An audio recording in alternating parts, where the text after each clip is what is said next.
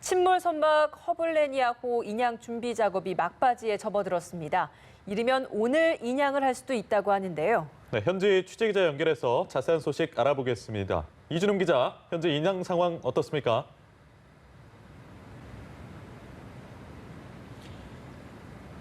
네, 지금 제 뒤로 바지선이 물 위에 떠 있는 것을 보실 수 있을 겁니다. 이 바지선 아랫부분에 허블레아니호가 가라앉아 있습니다. 이 바지선에선 이번 인양의 최대 고비인 굵은 쇠줄 와이어 4개를 설치하는 작업을 하고 있습니다.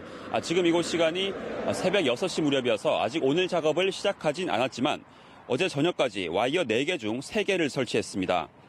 정부 대응팀은 앞서 작업 속도에 따라 이르면 오늘 오후, 늦어지면 화요일로 인양 시점을 예상했습니다.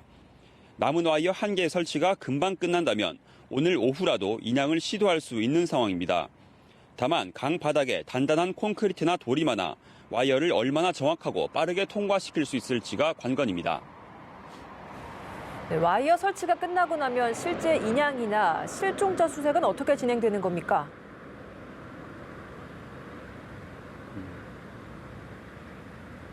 네, 와이어 설치 작업이 다 끝나면 옆에서 대기하고 있는 대형 크레인선 클라크 아담호가 이 바지선 쪽으로 이동을 합니다.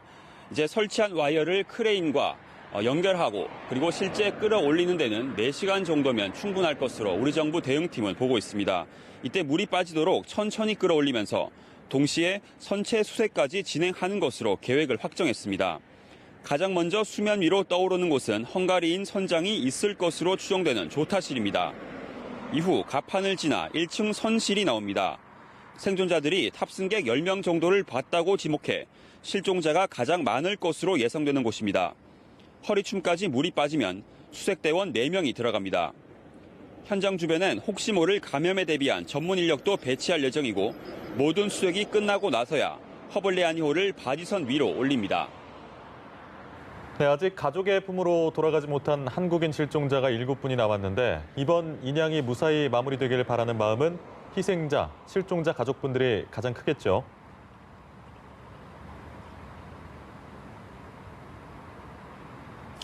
네, 워낙 희생자가 많은 대형 참사라 저희도 관련 소식을 전해드릴 때마다 마음이 무겁습니다. 현재 이 헝가리 현지에는 이 희생자 가족 47분이 남아서 끝까지 사고 수습 상황을 지켜보고 계신데요. 지금 현재 인양이 코앞으로 다가오면서 추가로 다른 피해자 가족들도 입국할 예정입니다. 헝가리 당국은 실종자 가족들의 요청으로 인양이나 수습 과정을 공개하지 않기로 했습니다.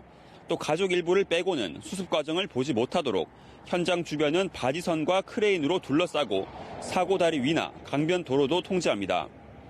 또 헝가리에선 사고 사망자를 의무적으로 부검해야 하는데 유족들이 원치 않아 부검 의무도 면제하기로 했습니다. 또 인양과 별개로 강 하류 쪽엔 수색견과 헬기 등으로 수색을 계속 이어갈 예정입니다.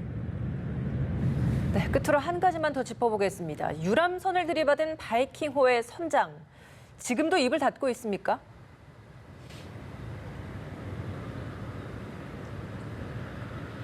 네, 여전히 관련 진술을 계속 거부하고 있는 것으로 알려졌습니다. 이렇게 수사에 비협조적인 건 물론 자신의 휴대전화 기록까지 모두 삭제한 게 검찰 조사에서 드러나면서 이곳 헝가리 현지에서도 논란이 일고 있습니다. 이 선장에게 적용된 혐의는 우리나라 법상 과실치사에 해당하는 태만, 부주의로 최대 형량이 징역 8년입니다. 우리나라였다면 최대 무기징역까지 받을 수 있는 중범죄인데요. 일단 헝가리 경찰은 목격자 조사를 마치고 선박 CCTV, 통신 기록 등을 확보해 수사하는 중입니다. 다만 사고를 낸 선박이 지금까지 멀쩡하게 상업 운항을 계속하고 있어 경찰이 다소 수사를 느슨하게 하는 것 아니냐는 문제 제기도 나오고 있습니다. 지금까지 헝가리 부다페스트에서 연합뉴스TV 이준음입니다.